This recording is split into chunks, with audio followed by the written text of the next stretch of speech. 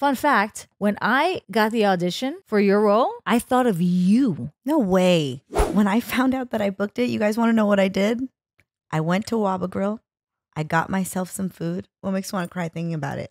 This sweater is so comfy. It is? I love it. Aww. Did you see the imprint? Oh, Just like my hat. it is. Aw. Oh. Aw. Oh. I have to do that. We got our sweater and hat at afterwewrap.com. Check out our apparel. I was literally about to say that same thing. Welcome back to another episode of After We Wrap. Hey! We are your hosts, Jaina Ortiz. Y Gabriella Ortiz. I'm just going to stick to Gabriella. I like that. I like that. No Gabriella. Yeah. Do it. I mean, Do maybe it. every once in a while I have to say Yeah. it, you know. No, I like it. I like it. We're so excited because today's guest is an East Los Angeles native. We've seen her on many films and TV shows such as Gentefied, Vida, Flamin Hot, Drive Away Dolls, so much more. So much more. But this show, again, is all about who we are when the cameras stop rolling.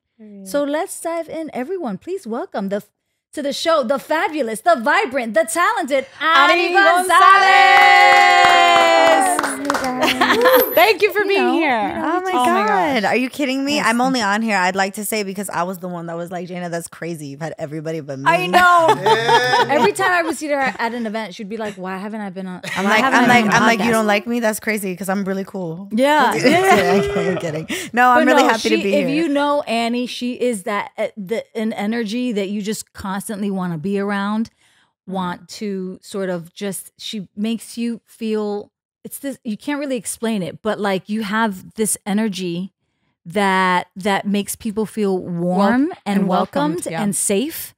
And before we get started, I will have to say the one personal thing that I remember about Annie was we were at a Harlem premiere, the show called Harlem on Amazon.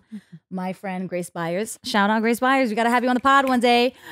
We were there and Annie gave me a compliment. She said, "Oh my gosh, your skin looks great." And at the time, I had a bunch of powder on and I was covering up I was breaking out on my forehead. And I was like, "No, I mean, my skin's not." And she said, "No, girl, take it. Take that compliment." And I was like, "Yeah, but okay, thank you." She goes, "No, take the compliment. You look really good. Your skin looks good." And I will never forget that. Never. And that was always like a reminder of the next time because you don't want to negate someone's compliment. They're saying, something true, and the best thing you can do is receive it and appreciate it, and that's what I think you embody. Oh, Yeah. thank you. I appreciate. Yeah. You know what I find from that, because that's something that's been difficult for me to also absorb too. When someone's nice to me, I usually find that it's always they reach out about the insecurity that we have, right? And I feel like those are little nuggets from God reminding us, like, you're already perfectly made in the image and likeness of light, and this is light reflecting back at you that you are beautiful. And when we die, it's none of this, right? Even within our superficial industry, like, let's be real, it is very superficial, right? But when we tend to release the idea of what that is and drop into the craft, we're already gorgeous. Do the work. And sometimes God's just going like, "Hey, you might feel like you're having a bad hair day. Oh my God, your hair's gorgeous." No, I'm going to receive that little nugget and walk with that confidence, because it's rarely about what the outside is presenting, but what people see on the inside. It's that effervescent light. You see? Eso. I love that. I loved it. Ooh. Oh my gosh. Well, Thank you for that. Yeah, right? I'm receiving it. But how are you? Let's go straight to it. I know. That's a loaded question these days. I fucking hate that question. I know, right? I'm just going to keep it $1.50. I tell everyone I hate that question. I'd much like, because it's so general. It is. So, I switch it to "How's your heart?" How's your heart is How's good. your heart? Sometimes I just be like, "Girl, what's your favorite color today?" I can't. We got to start with the basics. I'm tired. No. Okay. How am I? I think how am I? I am all the things. How's my heart? I think it is in ebb and flow and a flux of a bunch of different shit. I'm mad grateful because I'm doing so many things that I've always just dreamed about. And at the same time, I'm like in existential dread all the time. But I just think that's a part of living. My tia read to me. I'll go on tangents, y'all. So y'all might need to stop me. Yeah, Okay, just letting you know. A tangent. We love a tangent. Because I tangent. My tia read me this poem that I think was originally, I don't know if it was translated from Nahuatl to Spanish, but she read it to me in English because I'm a little pochita. I don't really speak a lot of Spanish, but I'm trying.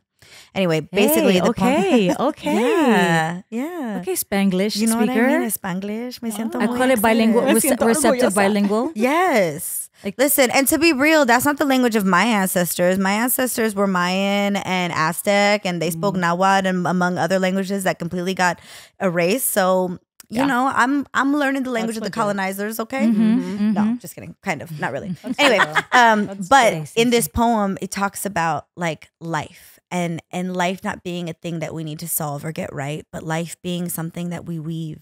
And then we read and we do studying and then we unweave and then we write all the things that we read and then we live it. And then we realize that we go back to writing because maybe something new comes up and then we're there and we're smiling and we're in the face of it and just like relearning and reliving. So I think that's where I'm at. I'm just in a space of like finally understanding that I don't know shit and I don't need to know shit. And there was never something to get just to keep moving forward and being inspired, right? Even if it's like, oh, you walk into a space and you're like, I'm inspired. Like go towards that, create the art. So that's where I'm at right now, energetically, emotionally, and spiritually. I love that. I love that that you never, too. because you truly are. I mean, I always say this because I feel like we never stop learning and growing. And, you know, people sometimes feel like they have it all, they know it all, they know exactly who they are, and I feel like it's a constant, it's a never-ending journey of figuring it all out as you go, you know, and maybe not needing to figure it out. Maybe that's the thing. I think we always think we need to figure it out. Nah, whatever's in front of you, enjoy that. And then let something else new come in front of you and then enjoy that. Or let something else new come in front of you and be like, I don't fucking like that. But we're always so afraid to admit where we're at because of everything. We're constantly in comparison. I mean, even when I walked in here, I'm comparing this to like, oh shit, what I want. And that's okay too. There's nothing wrong with that. I think we have a tendency to want to qualify a thing as good or bad, to assign a value to it. I don't know. It just fucking is, dog. I just am. Sometimes I am this love and light and make you feel the best. And sometimes I'm an asshole. Guess what? All of that is still the magic of who I am. The same thing that makes you love me for being this bright, beautiful, effervescent light is also the thing that has me be a dick every now and then, that needs a lot of attention, that is whatever, you know? But so if you like all of it, it's all of it. It's all of it. So I always invite all of it to the table with everyone that I'm around too. Like I tell my friends all the time, I'm like, I love you for all the things that make you this magical, loving, beautiful human. And I also want to hold you for all the things that make you a monster. Because that's real right there. That's real. All the parts. Yeah. All the parts of you. So I'm like taking. I'm absorbing. I'm kind of like a slow. I react slow to things. It's like I process it and then I come out of it. I'm like, oh, that was great. So I'm still in the loading. And it also, like, I might be wrong too. Like, you know, none of this is law. This is just like your experience. My philosophy of what finally is working for me right now until it doesn't. I love that. Do you have a therapist? You sound like you. Yes, I read a lot. And then I also think through the craft that we all do as artists, our whole job is to see the human experience and then recreate it. And I think a lot of the time why some of our work is being missed is there's a lack of vulnerability because there's a lack of honesty and more importantly with ourselves. Like I think most artists nowadays are so afraid to do something that they like that they're always like, well, what are the market gonna like, right? Because we go into studios and we go into rooms and they're like, well, right now we want XYZ. And it's like, you want that, but what is the pulse of people? What's the music? We want message, we want truth, we want, even if it doesn't fucking feel good. Like I would love to see a story of, I don't know. I'm just saying, I think we're yearning for more honesty authentic versus stories. Like vapid stories that just make us feel good. You know? That's yes, 100%. I agree. We're gonna ask you things that we don't know, but also maybe some people at home who are watching or listening don't know. Like, where are you from? Yeah. I know you're from here, but like, how did you get started in the industry? Tell us a little bit about like growing up and the beginning, the early Annie Gonzalez days. Born and raised in East LA. Hey, shout out. You know what I'm saying? To a single mama. She always loved the arts. She went to Hollywood High School. We're 6th generation here in the U.S. From my mom's side, at least, and that's who I was predominantly raised around. I wasn't really raised around my dad's side of the family, who are mostly artists. So it really is the nature versus nurture. Because every time I'm gaining more traction and visibility, I have a lot of people in the industry that know my Gonzalez side, my dad's side of the family, whom I love, and now we have such a tight relationship. But growing up, they weren't really embedded so much in the fabric of my day to day. And so they're always like, oh, like I bet you spent a lot of time around them, so why it came to you. So and I'm like, no, not really. But there is that thing, that innate thing, that and both mom and dad are Mexicanos. Mexicano. My dad is Mexican, 1st gen. His family's from Mexico. My grandma's from Tijuana, and my abuelito, I think he said from like Jalisco. And then my mom's side, my grandma's from here. And then my grandpa was from Guatemala, and he's half German and half Guatemalan, Mormon. So the Mormons came down, the Mormon missionaries planted a little egg on one of the indigenous women and had my grandpa. And so he came out here and was Mormon. I was raised Mormon until I was 9. I know, it's very weird. What? Did not know that. Yep. So Guatemalan, Mexican, German, some other things. But was raised Mormon till I was 9. And then my mom found out that Black people couldn't hold the priesthood till the 70s. And she was like oddly close to the civil rights movement. She asked the bishop, and the bishop was like, you have to just believe. And she was like, smells like racism. So we left. Most institutionalized religions, they have their flaws because they're man-made, right? But then I myself started. The reason why I think I have a lot of this language is I've always searched for something bigger than myself to keep me rooted. It was never lost on me that humans have ego. So we all want to be seen, validated, and believed. And by way of that, sometimes can be manipulation and other things that are to the demise of what we're really looking for, which is connection. So I was always looking for God in things. And I think I really found it in the art of acting.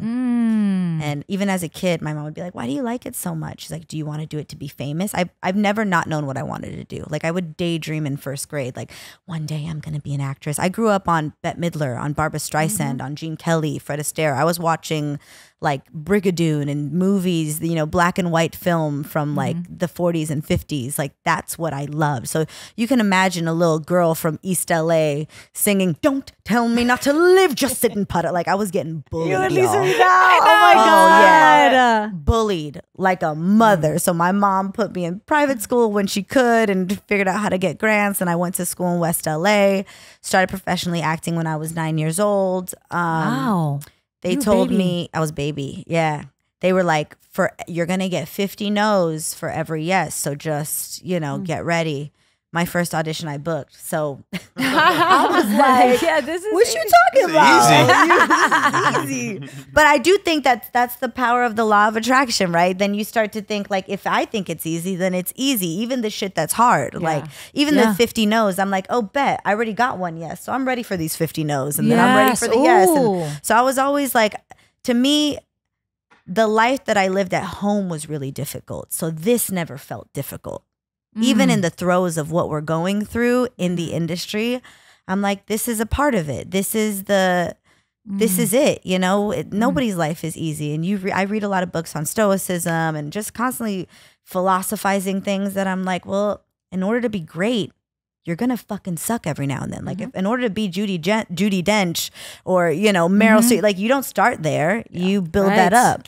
I got to read the books Annie's reading. I know. Damn. Right? She's like, right? Are you a fast reader though? Because I'm a slow reader. No, that's a good thing though. Really? Think about how long it took these people to write these books. You're gonna read it in a month? Fuck you. That's a good way to look at it. That is. People take years to write books. Like, so now I used to beat myself. I'm not. Why do we have to rush to a thing? Right. It's such our culture. It's like consume. Trip out. So my tia, my tío and my tía, I was hanging out with them recently, and they're all musicians and just my dad's side of the family. And I love them. God, they're they call themselves artivistas, right? So artists, activists, artivista. They're Latinos, they're Chicanos. They were really predominant in the Chicano movement in the 90s, and they did a bunch of music, and then they won a Grammy. Now you can imagine an activist winning something that is a part of such a big institution. They were like, initially, they've always looked down on, not that they looked down, maybe they just didn't revere institution the way that some of us would be like, I want an Oscar, I wanted this, right? Right. So they went into the Grammys and they accepted their award, and my tia, when she went on stage, was like, this wasn't something that I've ever really looked towards that I wanted, but I'm here now and it feels like something special. They leave, get a call from their mentor who has 2 Grammys, and he goes, hey, they just told me this story yesterday, which I thought was so beautiful, right? Focus on the fucking craft, you guys. Focus on the things. Stop trying to overconsume. Stop caring about what the masses are going to like, because the mass is inside of you. What we all want is to feel something that's fucking honest, right? Why did we identify with Y tu mamá también? Why do we identify with what is that A24 film with the I can't think of it right now. Everything, Everywhere, All at Once, right? These things that are not in our language, that are not of our culture. But what is that? It's all up to interpretation. Language is just something that we decided we're all going to speak together at one time and understand, right? So he calls and he's like, hey, carnal, like, I want to say congratulations. Welcome to the family. But we already know what it is. We live, we play music, and then we die. Nothing more, nothing less. Damn. Who cares if 5 people watch this? If 5 million watch this?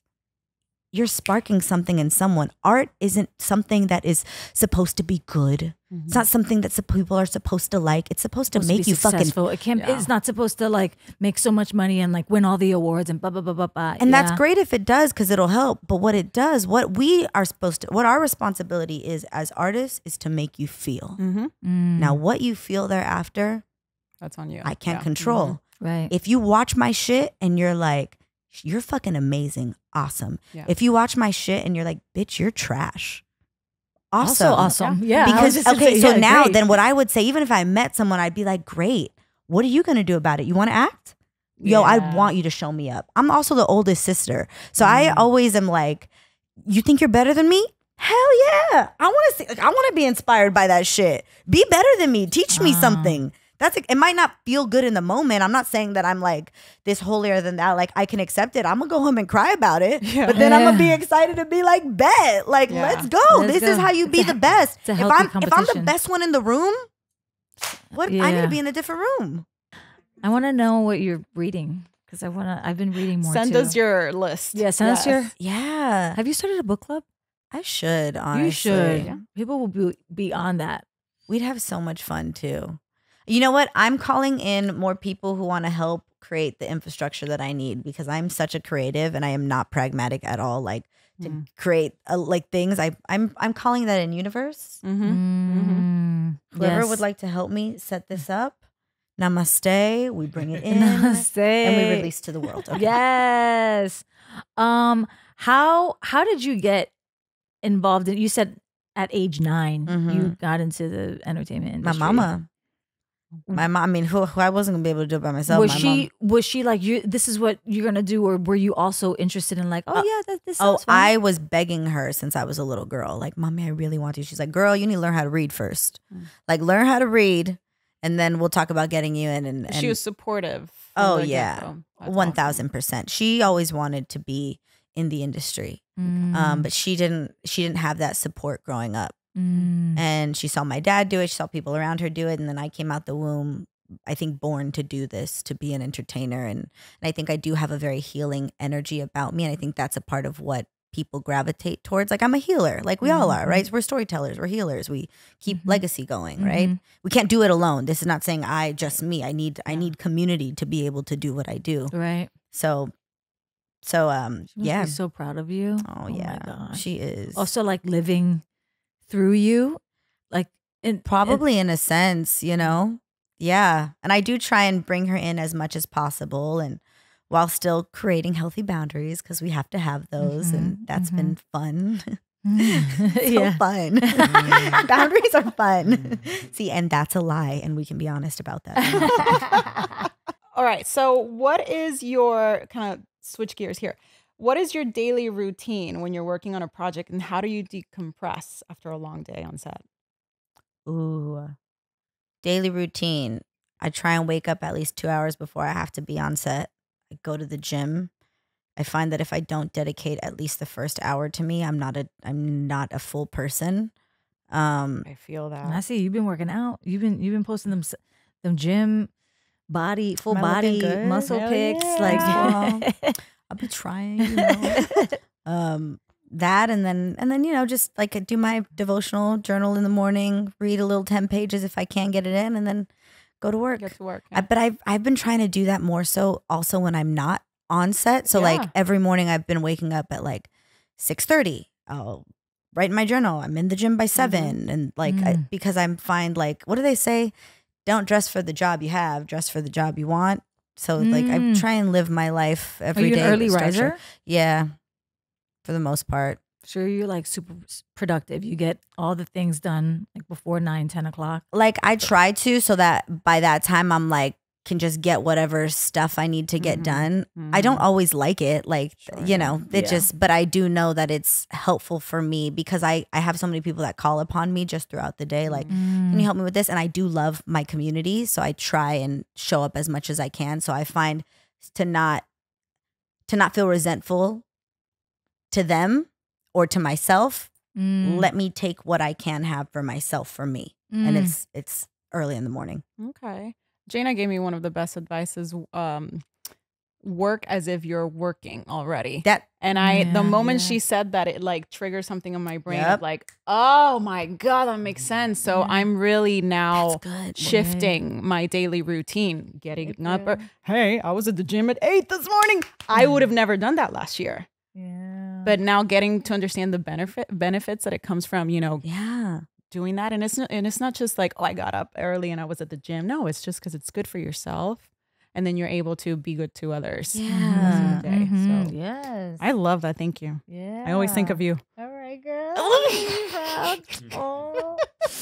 my God, I'm getting hot in here. Oh, are you hot? Look at Lou just passed out. I know. Speaking of hot, girl, What? I'm going to say it. You were phenomenal in Flamin Hot. Do that.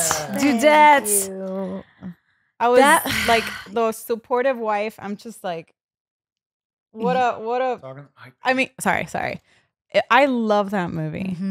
I felt seen the whole time. I kept thinking, can you imagine if this was out in the early 2000s? Like just like the representation and the feeling of it. It had that 90s, early 2000s rom-com energy with the family orientated dynamic. Yeah. How was, sure. I mean, I can't imagine all of the feelings that you had through the process. How was working with iconic Eva Longoria, number one? She's fantastic. Like, so smart and skilled and agile and playful. And it was just she genuinely is such a joy to be around. And she's fucking brilliant, man. Like, I mean, like this, if there's we can't do that. Okay, cool. Can we do this? Like she's on the fly, like so adaptable. And I feel like I've learned so much. It was a masterclass being able to work with her and Jessie, like both of these veteran badass artists, Yeah. God, I love her. Shout out to Jessie. Eva Longoria and Jessie Garcia. I mean, going to the theater, because that was the first time that I had been at the La Leaf Film Festival in forever. And what a crowd. Like everyone really showed up. And in the audience, I did really feel the power of our community and everyone just showing up just to celebrate you guys and the story and obviously Eva directing it and you and Jessie at the forefront, and it was just special. Like you could just feel how special. And I can't even imagine for you. A question that I have for you in regards to Flamin' Hot is, what did you take away from your experience on that movie? And how did it affect your life before you booked the role, during filming, and then watching it on the big screen with all of your friends and family? Dang. Okay. What is? Oh no. Okay. So wait, what did you take from it? What did you? I know it's a lot. It's loaded because I felt all that. It was just so heavily saturated with like this deep sense of emotion. Like I mean, we were all so proud to watch it and be there with you guys. So I want to know what was your experience like? Because fun fact, when I got the audition for your role, I thought of you. No way. It was you and Chelsea Rendon. I looked at the picture of Judy.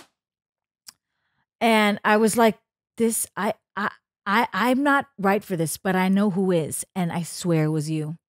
And when you told me you got it, I was like, yes, that is what I'm talking about. And it all goes to show, like, for directors or creatives or storytellers who have a very specific vision, it's not you and your talent. It's nothing against you. Sometimes they have a very specific imagination of what that person is supposed to look like and feel.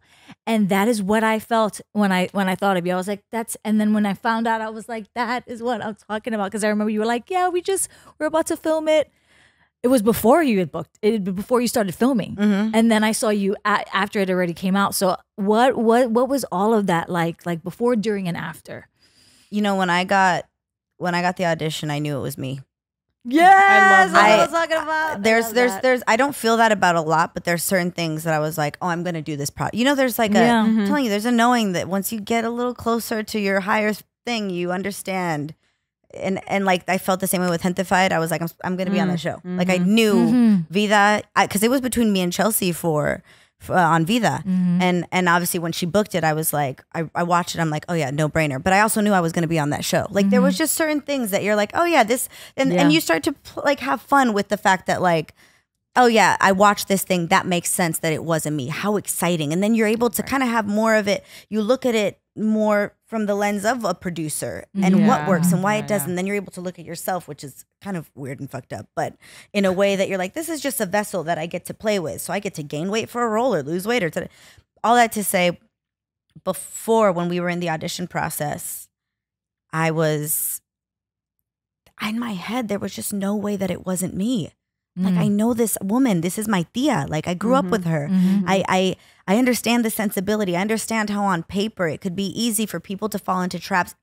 Even if it is a good fucking script, and this was a great script, where it's easy for us to look at a thing, and because there's so few opportunities, you just want to be what the thing is versus what do I bring to this thing that lifts these words off the page, that does the writer justice, that will do Eva justice, that will do the person that I get to play across from. Like, so in before, it was, I was just excited every time I was like, I get to go in and play. I love the audition process. I know most actors don't, but I love doing what I do. So any opportunity to play, I'm like, yeah, I'm doing my job, even if it's in an audition. Like, I have so much fun. So that's how I felt before. We did the chemistry reads between, you know, me and Jesse and the other two people that were in the room, and it was love. It was my homies that I'm in there with. So all of us were like, no matter what, I just want us all to win. We want a project because we know what this does. Like a project like this, if it does well, a studio project, if it does well, gives us all a little bit more of a breathing room for opportunity to take risks, which I don't think sometimes the Latino community in our artwork, we don't take risks. Yeah. We haven't been afforded the opportunity to be able to do that, right? Because something that fails, it's like, it's your fault. Yep. And it's like, no, we got to learn. Like, it's okay. It's okay to do the thing and fall and then get back up. Anyway, so that's how I felt before. I mean, I was still fucking terrified. I'd never done a studio film before. This was my first one. So I go in and shooting it, and every day, even though it was the most loving, receptive room, I would go home every day after set and I'd cry and I'd be like, why did they hire me? I'm the worst. Like, but I find that that's a part of my process. Every day after Gentefied, I did the same thing. I'd cry like, I'm the worst. Nobody likes me. Really? Oh, that's so crazy. Oh, yeah. After you've already like said it. This is mine. I have it. This is it for me. Yeah. You were still. I still thinking, was like the self, but what I would do is I'd rap. I'd put on my gym clothes. I'd go on the treadmill. I'd bring my script and I would just start reading again. Just walking on the treadmill, trying to think of different ways. Okay, how can I make this more interesting? Like how do I find more nuance? Well, okay, I know she's saying this, but we all say this. How do I say it in a way that's like, this is her man for this many years, baby, you got to get up. We don't have time for this shit. It's not, it's different versus, like, how do I create that tension, that energy, that thing that makes it so in playing with it. And Eva was so receptive too. And I was like, I'm afraid she's going to be unlikable because she's always like regañando. Like, how do I find a way to give it more color? And she's like, I hear what you're saying. You were the rock. But we played with that a lot to figure out what that was. Because that role easily, you could be like, because a lot of the time when we are women on screen and we are played to put in to be the counterpart, it is easy to be forgotten in how things can get written and how stories can get told, right? But that was something that Linda Yvette Chavez, who is the writer of the script, and Eva, when they sat together and they were like, when they sat with Richard, they were like, this is a love story. This is, she really did, she was the backbone for why he got all this done. And so you saw that in it, and it was fun for us to play. And thank you for saying that. It was, I feel like that's always important to humanize the experience that we've all been through and have been so prevalent and a part of, Yeah. So that was, shout out to Linda Yvette Chavez for such a beautifully written script. That's right, for Flamin Hot. And then afterwards, or during all the press and seeing it come out and it being out on Disney Plus, how was that for you? Were you in shock? Were you just like, was it? I mean, yeah, it was stressful. It was a lot. Really? I'm telling you guys, I love what I do. The visibility of it all and the glorification feels interesting for me. It's not something that that I don't know if I'll ever get. I'm good at being on. I'll say that. So when I'm in a room, people are like, "You must love it," and I'm like, "No, I'm just really good at performing. I'm a performer." So that felt like it's a part of the job. Yeah. But in the messages that I got later and like the love from people from community, that was really cool. Like, and there was like when I did Gentefied and I had young women who were first gen that were going to college that were like, because of you, I felt like I could do it. Like things like that are like, that's why the fuck I do this. That's cool. That's exciting. I love that. I love being able to have someone else see themselves and go after their dreams that are doing the real work. You know what I mean? Like, not that this isn't the real work, but we're in air-conditioned rooms. We're lit. We get people putting our makeup on every 5 seconds. Do you need something, Miss Gonzalez? Are you thirsty? Would you like some food? Da-da-da-da. Like, that's not reality. Yeah. Reality is when I go home later and I got to clean my house or my bills got to get paid or my grandma's sick and I have to take off work and make sure that I'm getting her to the hospital. Like, it's all relative to me, but it was really awesome being able to experience that and the stress that I felt because I find how I was feeling every day after set crying was how I was feeling every day after press being like, did I fuck up? Am I doing this right? But now in understanding that has been a part of my process, I was very cognizant of the fact that because I took stock. Me and my manager, who's also one of my best friends, we sat down and she's like, so how did you feel after doing all of this? And I was like, it wasn't an enjoyable experience, but not because it wasn't an enjoyable experience, because it was the pressure that I was putting on myself of what I thought the experience needed to be. Ooh. So now I'm like, all right, next time I am going to go in and have fun. I already did it. I did the job. Now I get to talk about it. I love the craft. I can talk about that. I can talk about the impact. I can talk about community. I can talk about what I'm doing thereafter. Like, we cool. actually kind of have something that might help you with the stressful situation next time. Real quick before we continue, Gabby, what's up? We have to tell our viewers about our friends over at Magic Mind and their mental performance shots we've been loving because Annie brought up the word cognizant, and that's one of the benefits. But anyway, so Magic Mind, these are designed to enhance focus, clarity, and reduce stress. Yes, we feel a difference just after a few days. Our productivity goes up. We feel less anxious. That's right. And I love the mushrooms, sustained energy. It gives me I like mushrooms. Sustained energy, especially like, if we're doing a play or whatever. Look at the ingredients. Boring. One of the key ingredients is cognizin, citicoline, which is great for brain health. And let's not forget the organic ceremonial grade matcha. And it's packed with nootropics and adaptogens, plus time-release caffeine, which is awesome. Yeah, should I take it right now? If you want to. They're also committed to sustainability. They are carbon neutral and they support mental health organizations, which we think is awesome. Love that. And so for our listeners, get a free 3-pack of Magic Mind sample. Just use the link in the description of the episode to get started. Definitely check it out. It's made a big difference for us and we think you'll love it. Period. I love it. Yeah, we actually use it quite frequently. Yeah. I do notice the focus. I feel good. I feel good. But dude, everything you're saying, oh my gosh. I love that. Sorry, go ahead. No, I got I'm just lost in. I'm locked in her, like in her voice and everything she's been saying that I even forgot we were doing an episode podcast or something. Like you crush it. For sure. But the fact that like you allowed yourself to number one, I feel like you're very self-aware and you have a lot of emotional intelligence. But you being so in tune with how you were feeling during that experience. And you recognizing, obviously your expectations and the actual.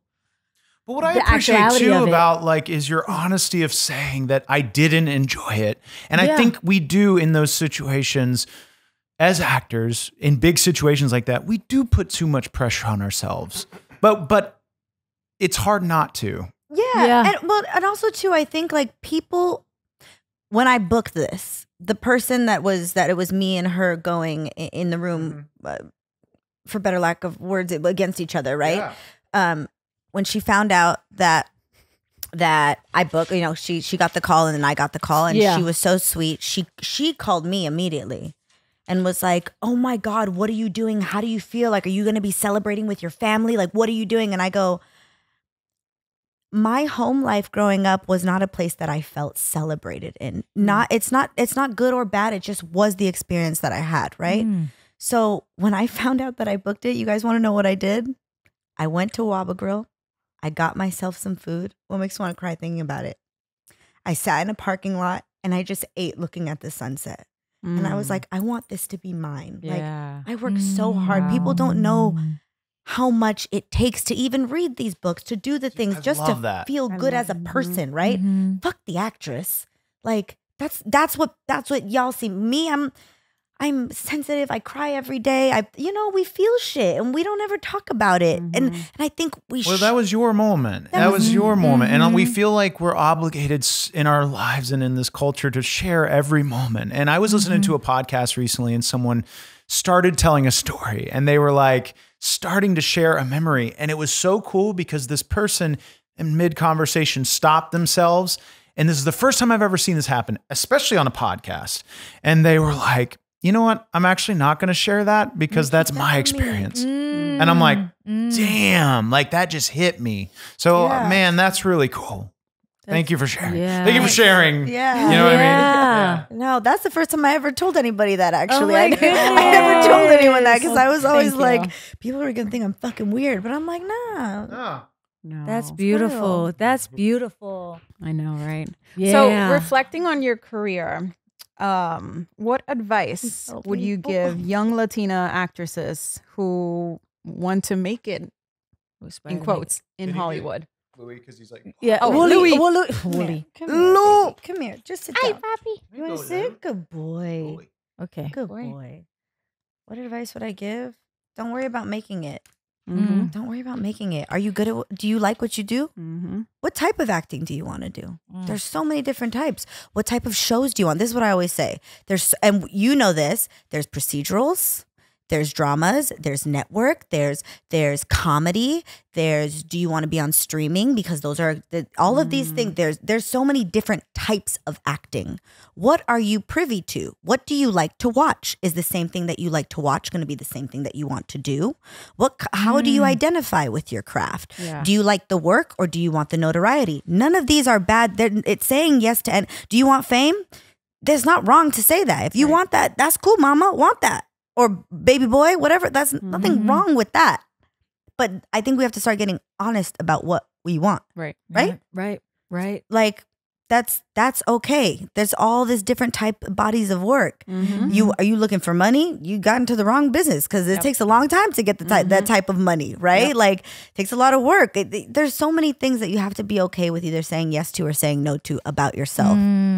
Yeah. And I think that's what I would say. Start with that. What are you looking to gain from this? If you're looking to gain visibility, you can get that anywhere. Go join a reality show. Yeah. If you're start a YouTube channel. Start a YouTube channel. You know what I mean? Do the thing. Yeah.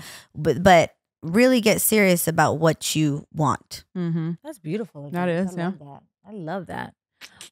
Let's talk about your singing really quick, because oh my God, you have just like dropped another hidden talent that also there's another question related to this, because go ahead. No, while I was researching you did In the Heights. You played Carla. Yeah, I did. Okay. In regional theater. Oh, it's theater, honey. Theater, honey. Theater. Thousand Oaks. Thousand Oaks is the city, okay, right? Yeah. Yeah. I'm like, oh yeah, Thousand Oaks. So when did you know? Like, when did you know? Damn, I can sing. Like, when was that moment for you? Was it always just growing up? I love to sing, but singing did not come easy for me. It never felt easy. Like I used to sing with the vibrato. What do you mean? Oh my God, you guys! What do you mean with the vibrato? What are those? You guys just missed. I don't know if you guys can see what happened over there, but it was great right now. Vibrato, like. Yeah, like, isn't that good? It's not bad. It just was. You don't want it to overpower the. Yeah, like I don't know. Because I look like opera singers, or like we would go. My mom like really immersed me in art and culture at a very young age. Like a single mom, we grew up in a garage, and she would find ways to get me to go to the Pantages, and we'd go see musicals, or we'd go to concerts. Like, oh, my mom's amazing. I love you, mama. You're amazing. Shout okay, out to mama. Shout out to mama. And so we'd go see this stuff, and I'd be like, yeah, singing did not come easy to me at all. But the fact that you have the vibrato to begin with, because that's the one thing I don't have. It's a hard skill. I can't do it. It doesn't do the thing. It doesn't do the thing. I want the vibrato. You could do it. And because now I'm learning how to do see, it still wants to come out. Oh, bless. So you have it naturally. It just be coming out, girl. I mean, I'm just a shaky bitch. I don't know.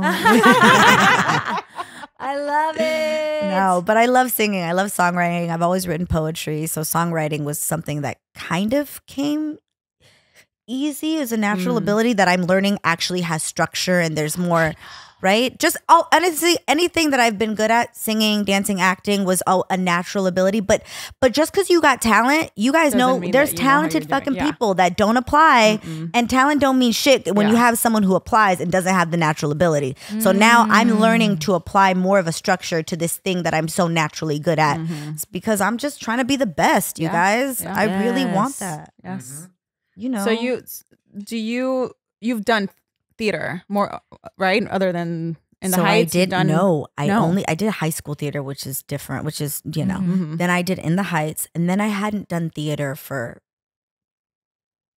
like 12 years. By choice, or just because the opportunities weren't there? Okay. Yeah, not by choice. It wasn't like I don't want to. But then I told my team recently, I really want to do theater. The best actors come from theater because it's different, right? Wait.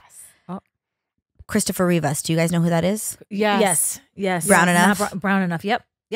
He does plays. He comes from the theater. He went to Cal Arts. He writes kind of one acts. They're not one man shows, but it's mostly him in it and a musician on stage, right? He did this story about Ruby Rosa, who was like the Dominican James Bond, who they based off James Bond off of. And then he wrote this beautiful screenplay called Rough Magic that he sent to me a little over a year ago. I read it just thinking, that's my homie wrote a script. He wants me to read a script. I read it and I'm like 20 pages in and I'm like, who'd you write this? Why'd you write this? Who'd you write it for? Well, who's in this? What is this? And he's like, I wrote it thinking about you. You should play the girl and I'm going to play the guy. And I'm like, let me call you back. I finished the script. I'm like, dog, this is beautiful. So now we're producing the film. But in that, he's like, he's an artist and he's impatient. So he's like, would you do a play? And I'm like, you want to put this up as a play? He's like, yeah, let's put this up as a play. He's like, I wrote the one act. So we actually just did our first, sorry, just because you're talking about theater, we did our first showing of it. We had we did a preview of it last weekend in Boston with Arts Emerson College. Ooh. Yeah. Wow. So my first play with a real production, just him and I on stage for an hour and 15 minutes. Oh my God. The hardest piece of acting I've ever done in my life, next to the Jenny film, which was also tough for its own reasons. We'll talk about that next. But this was like, man, it taught me we screen actors are spoiled. For sure. Jesus Christ. We got to stop and fucking theater crying. actors are undervalued, in my opinion. Oh, no, they are. They don't, I mean, the amount of work that goes into. For the amount of theater? pay? You have to love what you're doing. And so it makes sense that there is a sort of like, they've been called like pretentious or what have you, but you're on there and it's like, there was something that I was doing where I wasn't hitting my mark and it was like, girl, they were like, so that doesn't work. We don't have time for that. And I'm like, and my little fragile self at first was like, no, yeah, that's okay. And, and then I thought about it and I'm like, no, this is good. Build fucking tougher skin and hit your fucking mark. Yeah. On camera, it's like the director will wait till you get the moment. We got it. Let's let it run for a little bit. We're going to cut before and cut after. Yeah. No. On stage, we only have time for that moment. You better hit that moment. Yep. Woo! So fun. Yeah. Wait, is it still out? Can we see it? So that was just a preview. So we haven't done a full run, but we did our first tech rehearsal, and it was only a week of tech. Like we need much from what I'm learning now. You need 3 weeks of tech to really figure it out, flesh it out, and plans are to get it in New York by 2025. Oh my goodness. Girl, keep us posted because I will fly to New York. Oh my gosh. Happening. We have many questions that let's talk really quick. Sorry, you just finished recently shooting the Jenny Rivera biopic. What can you tell us about that experience? If you can. If you can. I can tell you that it was beautiful. I mean, she lived a very rich life. And I think you very rarely get to see women on screen that have lived and done what she has done. So I'm excited. And even more to that, brown women, like I feel like you've heard that ni santa ni puta solo mujer. Like I feel like a lot of the time we're either one or the other, and Jenny is all of it. Her experience is all of it, for better or for worse. It was fun. It was a challenge to be able to relax into her and be okay with the pain and what she suffered, and really understanding her more and seeing how we're so much more like her than we're not, and we're just so afraid to show that. She's such a powerful woman, and may she rest in peace. And I hope she feels seen and validated through this film and through every other body of work that people have made about her and stories that they've told about her. She was an honest person. So it was a lot. Wow. It was a lot. Wow. I can't wait to see it. I cannot wait. Do you know when it's coming out? I don't have a date yet. Okay. I will let you know. Shout out to Mucho Mas Media, same producers of the Long We'll have you Game. back when it comes out. So Yeah, we'll yes. talk I would about love more to detail. come back. Hells yes, it's- there's so much to unpack there. Yeah. So much. It's a rich story, and everybody did their best with all the resources that they had to try and to make it as authentic and honest and real and raw as possible. It's raw. That's what I will say about it. It is raw. So if you're looking for something, if you're looking like how we've seen most biopics, there's a cute little bow wrapped at the end. That's not this. I love that though too. Yeah. I love that. Yeah. Isn't, Yeah. Is this biopic your first lead in a film? Yep. My second film, my first lead. See what Hey! I'm saying? Everybody said it was So, gonna be like- hard. Okay, I'm kidding. It only took me 23 years. I know. Now, see, but it's all perspective. Yes. Really quick, we're just gonna ask you a couple more questions before we get into a rapid this or that without thinking. Go. What is your biggest fear? My biggest fear? I know it's such a load. That's such a big question. Dang. It doesn't have to be. I know, but super deep. I can't help but go deep, you guys. I'm a Scorpio. When's your birthday? What? Are you a Scorpio? October 30th. Oh, you're in the beginning. I'm at the end. We're sandwiches. We're like you're November. November what? 20th. 20th. I didn't know that. No way. I just guessed that. That's crazy. That's crazy. You have, I think you have medium psychic intuition abilities. That a lot. You have that. You for sure have that. My mouth is watering right now. I feel that for me. It might be the shot. It might be the guys don't know magic mind. Oh my God. October 30th? Amazing. Yes.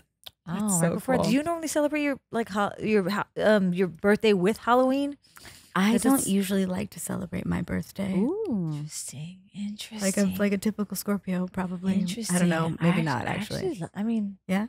I hate November Scorpios are good. You guys like to do things. I feel like because one of my best friends is a November Scorpio, really? And she be like she likes that, and I'm usually like, I'm fine, everything's fine, and I'll be like, why doesn't anybody love me? And it's my fault.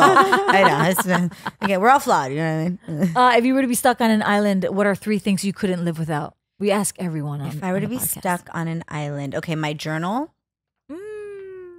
I think that's a first. Yeah, that's a first. Really? Yeah. Journal. Oh my God. My journal, I would probably say, can I just group all of my best friends? Yes. Yes. Okay. Yes. Thank you. God, I would die without all of them. Oh my God, I would die without them. My little brother is included in that. Oh, I love them. Oh, all my siblings, everybody, all of them. I would need them. And then what else? If I was stranded on an island, a water filter. That's right. Yeah. Get that water filter. What I mean? That's Hydration. We'll find food, but we need clean water. Oh, so I yeah. would bring the water filter so all of us can have clean water. Clean water, journaling, Journal, and the family. friends and family. Yeah. Like Yeah. that's Yeah. That's good. Yeah. I love that. I Awesome. love that.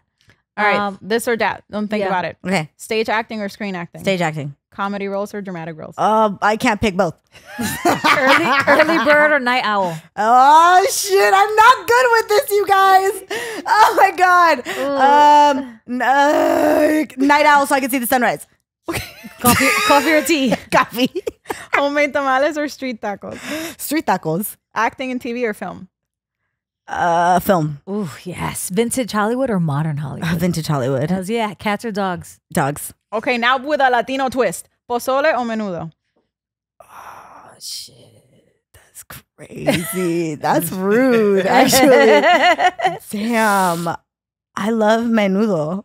I've never had menudo. What? I know. I'll take you somewhere that's really good. Really? Okay. Yeah, because I know people are scared because it's like tripas and shit, and they're like, it's gross. But no, this spot that by my house is so like people come and bring their ollas, and they they come with an empty one, and like on a Sunday it's bomb, and they give you like a bolillo that's toasted with a little like butter or tortillas. I'm just saying. I'm down. Oh, People shit on menudo, but like it's a delicacy. Ooh, okay, all right. Al pastor tacos or carne asada tacos? Carne asada tacos. Concha or maranito? Neither. I like those little cuernos. Oh, okay. Or like Okay. the elotes. Okay, we're gonna get to that too. Oh, shit. Tamales or quesadillas? Quesadillas. Huevos rancheros or chilaquiles? Ooh. Huevos rancheros. Birria o albóndigas? Birria. Elote or mangonadas? Elote. Oh, hell yeah. Margarita, I'm a hearty girl. Margaritas or micheladas?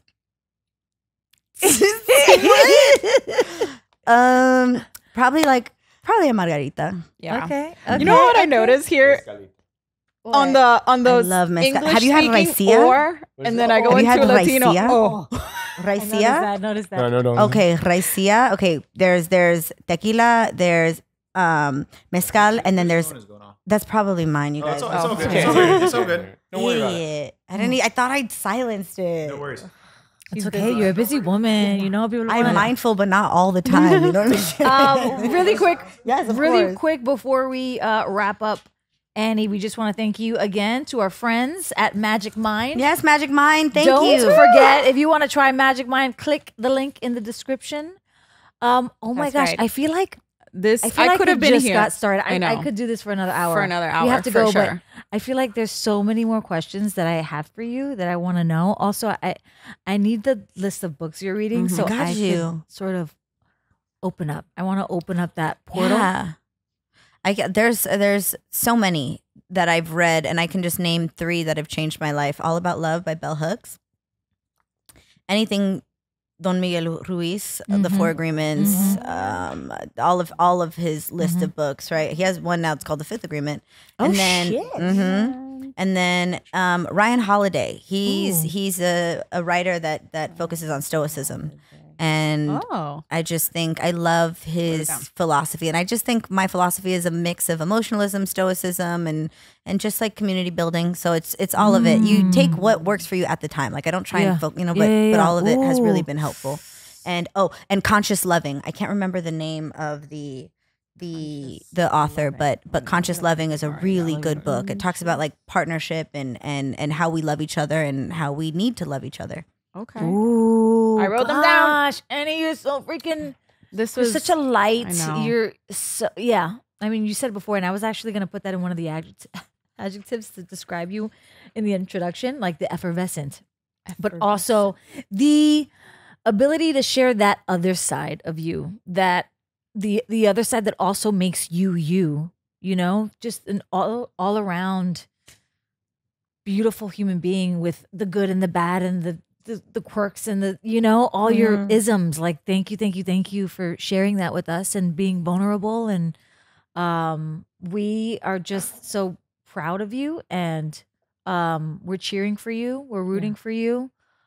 Keep being you, and thank you for being on the podcast. Seriously, yes, thank you so much. Thank you guys. Where can everyone find you on social? I'm on Instagram, Annie G Gonzalez. That is with a Z.